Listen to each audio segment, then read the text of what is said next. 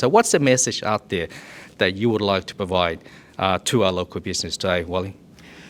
We need to remind them about the health order, because they've been put out there for our safety. And it's important that we respect and obey the rules. And it's important that we can apply educational approach to make sure we communicate the message, and that from the police or any other public officials. And we got to understand that the emotional impact that our colleagues and business people are going through. So it's important to feel their pain and understand what they're going through. We asked the government for more supportive measures, and yes, I think time for them to bring back JobKeeper, because I think initially JobKeeper was a solution, and that was a great solution. Also, how important is it at this critical time that the government needs to support local business? Look, it's not easy for a business who struggled for years to establish a business, and then suddenly, at no fault of their own, they find themselves in a lost situation. So that's why we need to be mindful of the whole situation together, use educational approach, work together to follow the health advice, and let's cross that bridge to the other side and become back to free society. Reintroduce JobKeeper as a support measures. Detective Chief Inspector Darren Beach, about what's going on with the COVID-19. So I guess in many ways, Darren, the last few days has been very challenging for you and your team. Yeah, Davey, it has. There's been a lot of police and community interaction. However, might I say it's generally positive. In a large part, people want to comply.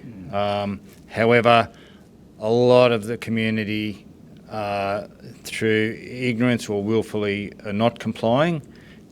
Therefore, we need to get the message across. So, if I want to go out and go and see my friends, go and have party gatherings, I've got to understand that I'm putting people's lives at risk. Now, yesterday I heard a very sad story of one of our own that caught the virus.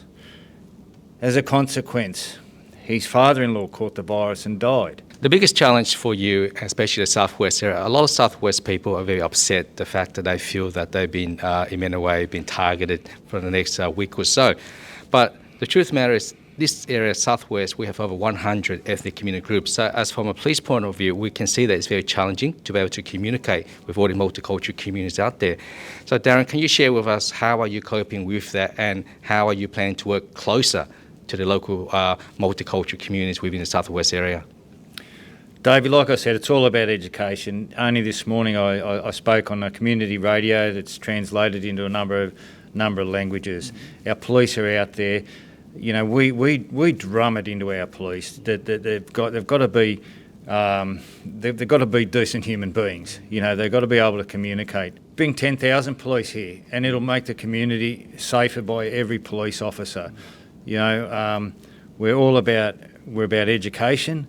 And yes, we do carry a compliance stick if people ultimately don't want to comply. I see us as a big team, and we've all just basically got to dig down, you know, for a couple of weeks and look after each other. It's important to be reminded that we are dealing with people, businesses, and families, and employer and employee who are struggling, who are fatigued, who are emotionally drained. So what's important from the other side, and we ask the police community to be mindful of this situation and to reach out to these people with educational approach and a friendly manner. At the end of the day, we're there to work together and to support each other.